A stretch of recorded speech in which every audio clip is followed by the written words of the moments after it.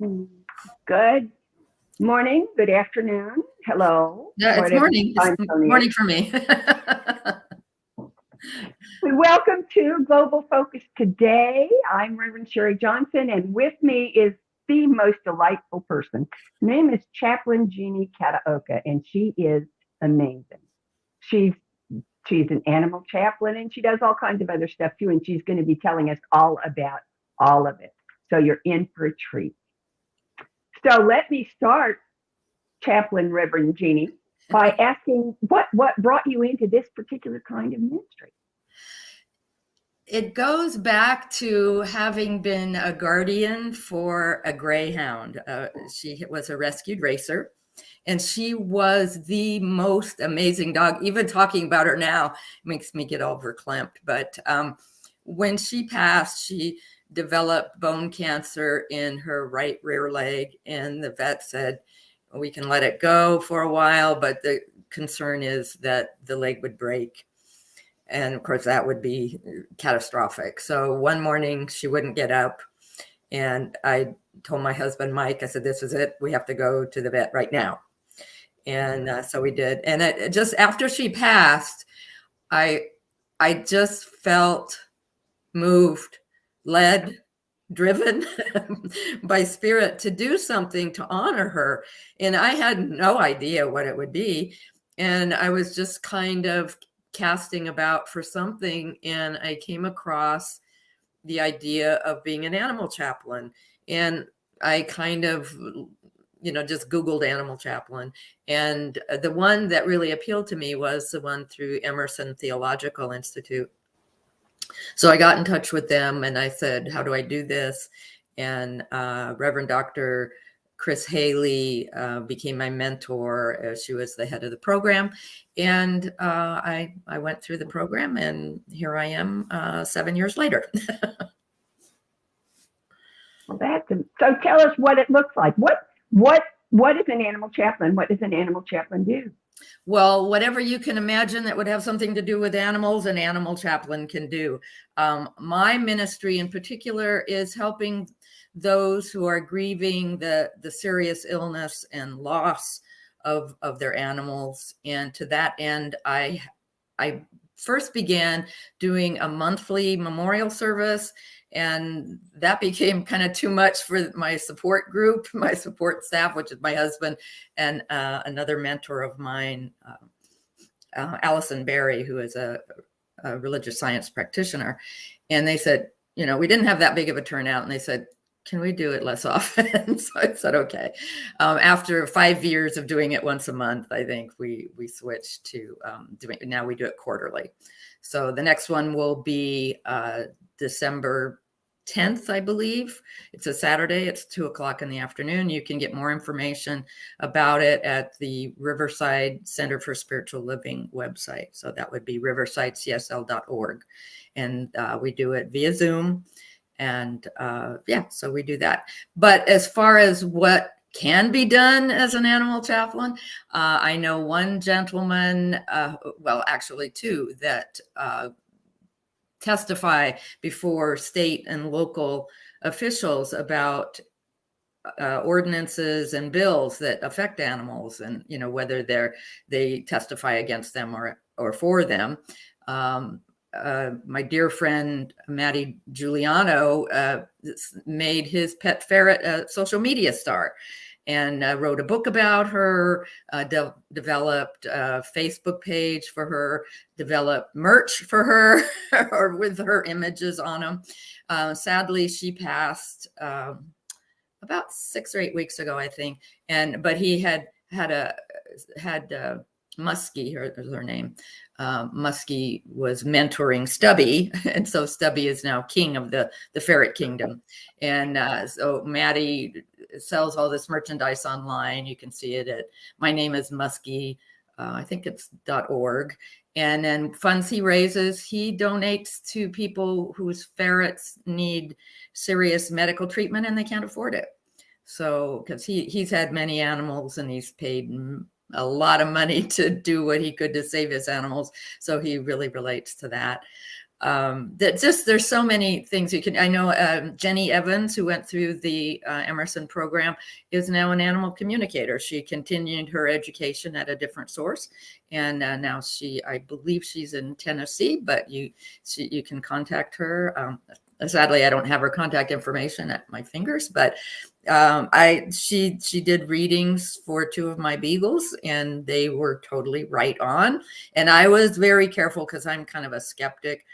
I was very careful about giving her as little information as possible before she did the readings, but she really seemed to get into my animals' heads and got to know them and shared some information that was very helpful to us and how we interact with them. So it sounds to me like, well, I'm hearing 2 things. One is that an animal chaplain is sort of like an advocate for animals. Can be, yes. Yeah, definitely. On one level or another. And the other is that one of the functions of an animal chaplain seems to be spiritual and emotional support for the families of those animals. Right.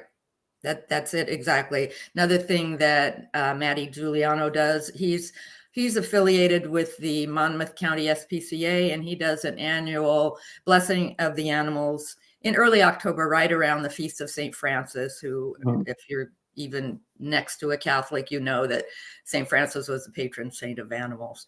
So he does that. I've gone there a couple of times to help him. That's lovely. I did one of those and decided that was way too much work, more than I wanted to do. But I do work with a local, the Mary S. Roberts Pet Adoption Center. It's the only guaranteed adoption center in our area. And I work with them and I do a blessing of the animals. They have a big fundraiser every spring and I bless the animals at that. And I've done other blessings. I also work with a couple of farm animal sanctuaries, one in Norco and one in Temecula, 2nd Street Hooligans and Sail Ranch Animal Sanctuary in Temecula. Well, I just love the name 2nd Street Hooligans. Yeah, I knew you would. Yeah, they're a lot of fun. What is it that you do with the hooligans? I have a spirit group at my center, and we've gone out and done volunteer activities for them, mucked stalls and painted a new rabbit hutch and done all sorts of whatever they needed doing. We've gone out a couple of times and done that.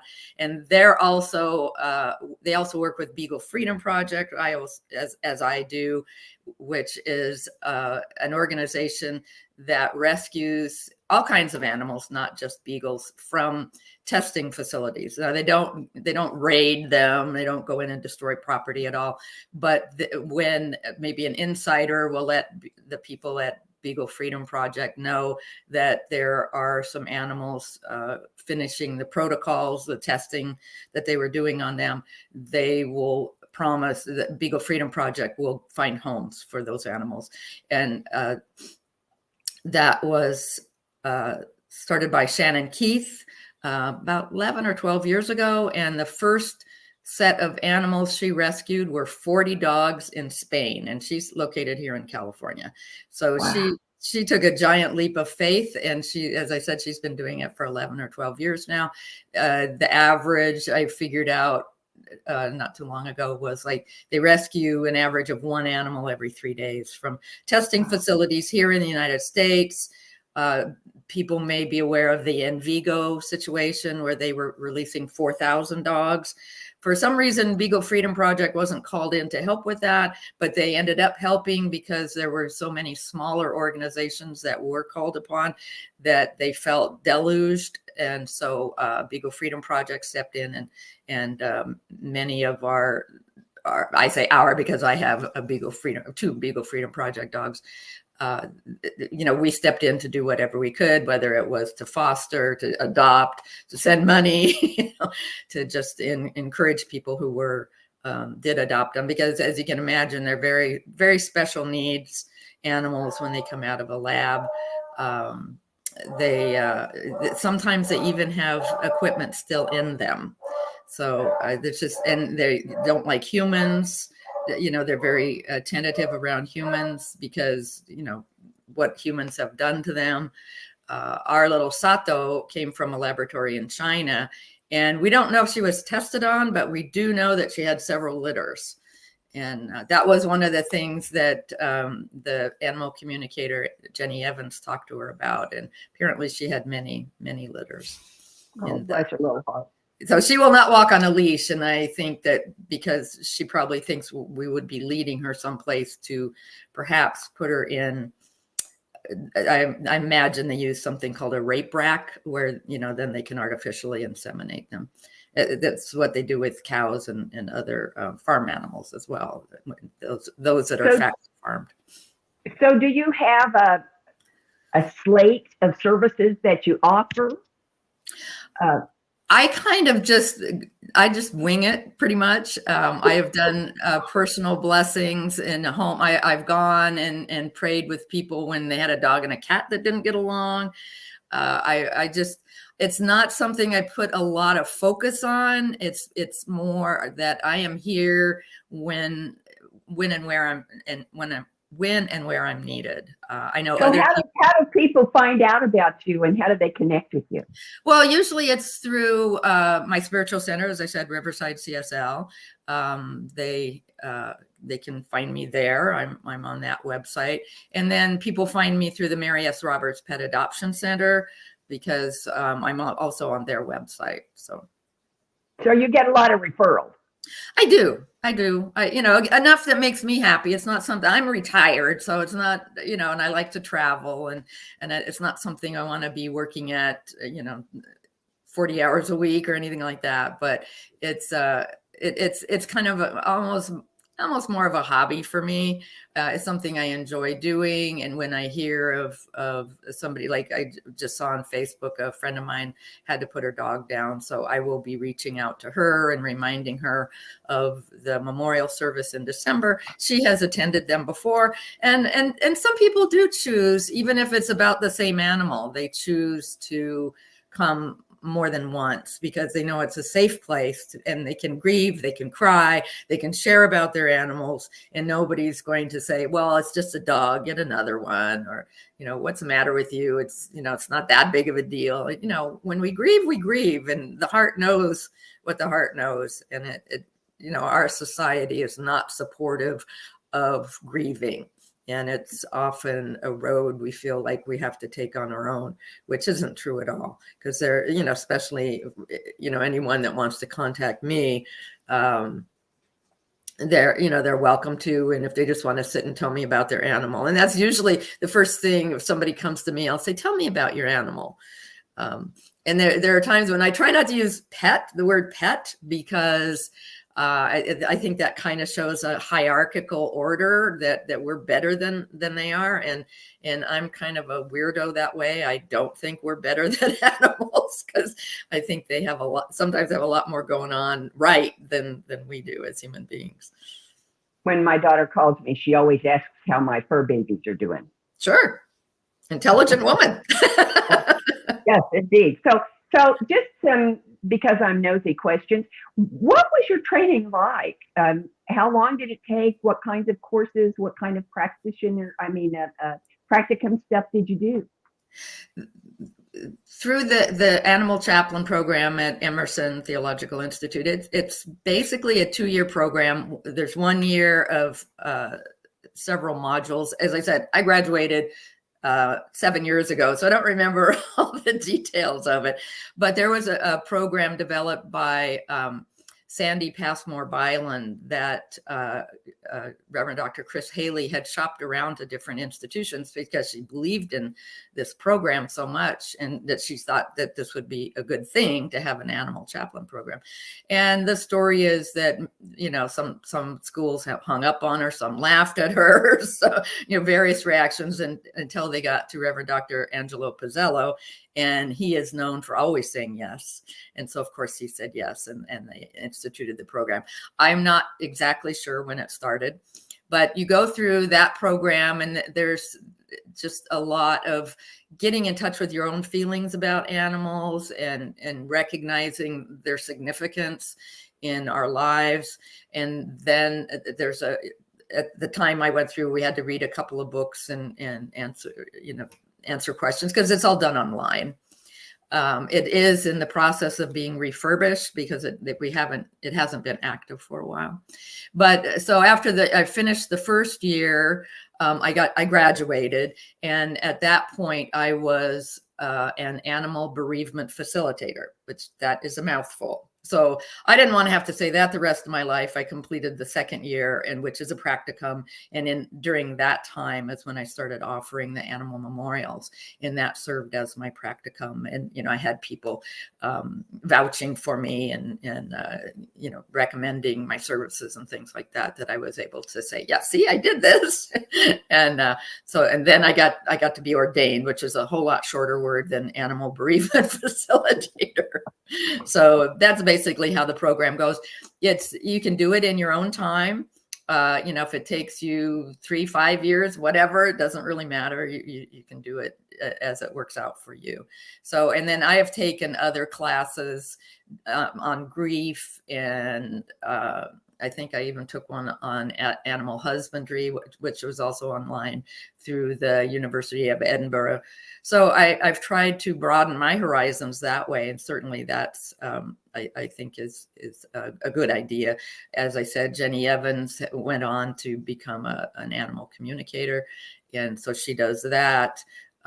Maddie, is doing his thing online, and so yeah, everybody does something a little bit different. But that's what we go through. We all took the same training, and then we go on to wherever our heart leads us or spirit leads us. So what was your favorite part of the training program? I really did like the Sandy Passmore Byland program, because it really helped me to look at animals from a different perspective. I've always admired animals, and I remember when I was a little kid, watching the ants in our backyard and thinking, wow, and learning about ants, and learning that they have communities, and learning that there's workers and there's a queen, and that everybody has their job to do. And we don't hear of ant wars, and we don't hear, and I was like, wow, maybe they got more going on than we do, and we need to pay attention to them. So I've had that thought since I was a child. And the more I read, in fact, I was just reading an article this morning on how humans should just be what's the word they used? I don't think it was guardians, but it was something like that. That we've been entrusted to care for all life here on earth, and not to abuse it, not to exploit it. Some people see in the Bible that, we have dominion over all, and there's a debate as to what that means. I don't happen to think it means that we can do anything we want. So I liked that part of the program, and I like that it just kind of expanded my mind and opened me up to reading lots of other things and learning other people's perspectives. So I think that was probably my favorite part. Just kind of the idea that learning the truth I already knew. I think that would be one way to put it, because I'm like, yeah, I knew that. Yeah, I knew that. So just it corroborated what I already believed. So what's the most rewarding aspect of being an animal chaplain? That it helps people. That people, they'll be have snotty noses and tears streaming from their eyes, saying, thank you so much. This was so meaningful. This was so helpful. And what more could you ask for? That's that, if I get somebody to say that once a year, that kind of, I'm good to go. And so but of now, course, go ahead. There's a question I ask all my guests that's going to sound a little funny, talking to an animal chaplain. Nothing from you would surprise me, Reverend Sharri. I got a feeling you'll have an answer for it. And the question is, how does what you do as an animal chaplain promote conscious evolution? That's not a funny question. That's a wonderful question. Because I think to realize, as I was saying, that animals have a lot more going on than we realize. Like I think of whales as my spirit animal. I love whales. I have images of whales all over my house. And I think to recognize, like the blue whale, which we can see off the coast of California. I've been out there. I saw a couple of dozen one day when Mike and I went on a whale watch. They are the largest thing that has ever lived on the planet. And so they go way, way, way, way back. And they've survived this long. And that's pretty amazing. So how do they do that? And I was just reading an article about how we didn't think that they could have much in the way of intelligence, but that's because when they would wash up on the beach, not just blue whales, but any whales or any cetaceans, which includes dolphins, when they wash up on the beach, by the time they can get to them and look inside their heads, their brains have turned to mush. So they really thought they were kind of simple, but now they, with technology, they can get their brains out and they can actually study them. And even though it's postmortem, and they're going, oh my gosh, they do have intelligence. They are amazing creatures. And I think that's to recognize that is certainly going to help us going forward with biology, with evolution, with evolutionary biology, just to recognize that they do have a lot going on. I mean, think about bees. That a bee can find a place where there's nectar and go back to the hive and do a dance, and that directs other bees in the hive to where the nectar is. That's pretty amazing. I'm not sure I could do that. I know, hey, there's a great restaurant and go back. Of course, I wouldn't have to do that. I could say it's on, such and such street.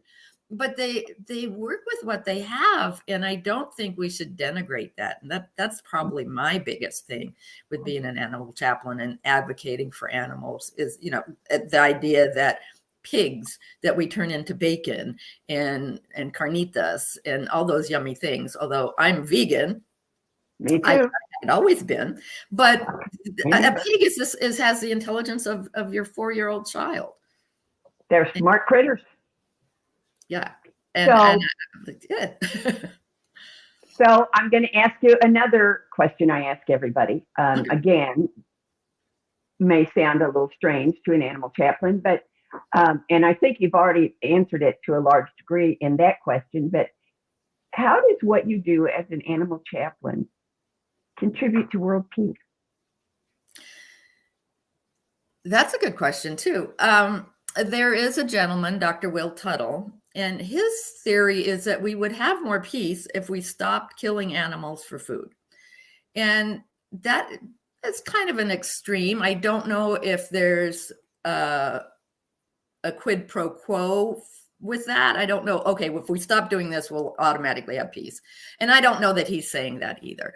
But I think it's interesting that, every time you sit down to a meal that has meat in it, you're sitting down to violence, because the way animals are treated in big ag and factory farms, it's horrifying. And the people that do the work, the violence that not only they are inflicting on the animals, but mentally, emotionally, and probably spiritually, that's happening to them while they do the work that is so needed because of, I'll just talk about the standard American diet, which I love the acronym for that, which is SAD, but there's so much violence that goes into it that I think that advocating for animals and saying, let's not eat them, or, like have Meatless Monday at least, and see how it goes from there. I've only been a vegan for about 4 years because it dawned on me, I shouldn't be eating my clients. And I was like, yeah, okay. And we visited a mutual friend of ours, Reverend Dr. John Carn, and his wonderful husband Vance. We had the opportunity. We had gotten free airline tickets because we'd given up our seats, and we said, how far can we go? And we got as far as Georgia, and visited them. And John had to work that day, but Vance took us out to a farm animal sanctuary out there, Farm of the Free, it's called, and lovely young couple that run it. And I just think if people could do that and understand how gentle these animals are, because they have Waylon and Cash are 2 steers, and I got to go pet them and put my arm around one and have my picture taken. And I think I couldn't kill this animal for food, and that was part of a realization for me too. If I couldn't go out and kill something, why am I making somebody else do it? I mean, killing something meat that would become meat on my table. I do have a friend that thinks that plants also should be considered, but I'm like, well, we have to eat something. And I know that some people, they feel that they need the protein in meat to be healthy, and it's a very personal choice, kind of like how many children you're going to have. Our children, because they weren't raised vegan, they are not. They respect us. We respect them. They will eat meat on Christmas at our house. We won't buy it and we won't serve it, but they can have it, because I don't think beating people over the head with my idea is a way to convince them. So I think that's another way, trying to live in harmony with people who have a different view of animals than I do is also a way to bring peace. And they can go, oh, well, she didn't hit me over the head with it. Maybe I will try what she's saying, what she's serving. And Mike and I are very good cooks. So if you happen to come to our house, don't worry about it. You probably won't even know that I wouldn't have a problem with it. I woke up on New Year's Day of 2021 and said out loud, I don't know where it came from, but I said out loud, I can no longer eat something that can be afraid. Yeah. Yeah. And I think that what I'm hearing you say, and it is kind of percolating in me, is that part of animal chaplaincy is extending the concept of oneness beyond the human race, yes, to that universal life force that, yes, is unfortunately also in plants. And I agree, have to eat something. So I'll get my protein from quinoa and soy and be okay. But still, that to me is part of what I call conscious evolution. Yes. Chosen evolution. And so I see you falling right smack in the middle of that. That's, yeah, wonderful. Absolutely. So my next question is, if somebody wanted to support this ministry, how would they go about it? To support mine or the animal chaplain? As I said, riversidecsl.org is where the easiest place to find me. I have a friend working on a website. He's much more excited about it than I am because I'm like, oh, that's just something else to do. And I'd rather, I can turn my computer on, I can find where I need to be, but as far as maintaining something, I don't know. I may see if my husband will do that. So I don't have a website at the time being. So yeah, riversidecsl.org, and you'll have to dig a little bit, but you'll find me. And okay, you can also make a donation there at the website, I believe. And I presume you can make a specified donation needs to go. That's cool. That's cool. So I just have a couple more questions that I always ask everybody. One of them is, and this is my favorite one because people have funny. This is the next to the last question. If you could rub a magic lantern and have anything you wanted for your ministry, if you could design the perfect outcome of your ministry, what would it look like? Wow. That's a tough question. I think to be able to support all of the people doing so much more work than I'm doing, like Best Friends, Animal Sanctuary, I believe it's in Utah, the SPCA, Humane Society. I kind of wish they'd just all get together. I could just send one big check. But that's not how it's happening. So I really wish I had enough money that I could support them, so that, like, Humane Society goes out, and I believe the SPCA does too, like the flooding in Florida and rescuing animals. Because sometimes, people are just so frightened and they have to get out in a hurry and they leave their animals behind, or worse, if they're going to a public shelter during a storm, they can't take their animals with them.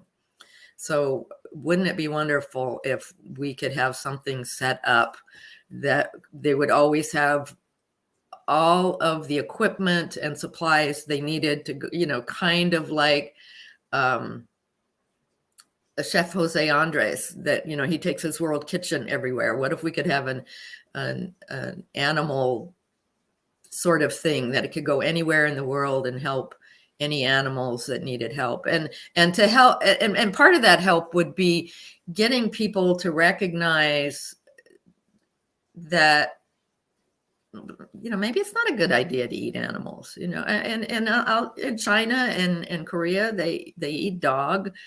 And we had a dog that was rescued from a laboratory in Korea, and they thought they had found him a home there, and it didn't work out. So this was Beagle Freedom Project. They didn't feel like they could get, we named him Yori. They couldn't get Yori out fast enough because they were afraid that he'd just be turned over to the meat trade, which was very sad. I mean, it didn't happen because they flew him over all by himself. There were 4 others rescued in that same rescue, but they had been flown over earlier. So just to have the resources to help everybody that's helping the animals. So, if I could be a billionaire, I probably wouldn't be a billionaire because I'd give it all away. Okay, so here's my last question that I always ask everybody. No, it's not either. I forgot one. It's the next of our last question. And that is, will you come again and talk to us about this and tell us what all new wonderful things have changed and expanded and grown in your chaplaincy ministry? Sure, I'd love to. And I'd love to bring my friend Maddie Giuliano on, who was going to be here, but he had a dear friend say, I need your help in campaigning at the last minute. And that person he's campaigning for has been very supportive of Maddie and his ministry. So he profusely apologized that he couldn't be here, but I would love to come back with Maddie. That's okay. We'll give him an IOU. He can come anytime. Thank you. And my last question is, this really is the last question I ask everybody. Is there anything that you'd like to talk about that I didn't ask about? No, you let me have free reign. So I just kind of free associated. I just ran with it. So I appreciate that. And your questions were wonderful. So thank you. Well, thank you so much for joining us today. I am just thrilled beyond words. You just delight my heart. You always have. Thank you. And I hope that everyone will join us again next week, when our guest will be Marco Carrillo. Ooh. And yes, Marco is really cool. And you know what? I can't find my note where I wrote down the name of his ministry. So you'll have to wait till next week to find out what his ministry is. I will. I'll be there. But it'll be worth it. Yeah, it will be. Thanks all for joining us. Have a wonderful week, and don't forget to vote. I already did. Good. Bye-bye. Bye-bye. On behalf of everyone at New Thought Media Network, thank you for being a member of our virtual family. Your financial contributions help share the New Thought message with people from around the world. Please visit and contribute at www.ntmedia.org/donate. New Thought Media Network. Come be you. And please like, share, and subscribe. Until next time, peace and blessings. Amazing, amazing. You will do amazing things. Amazing, amazing.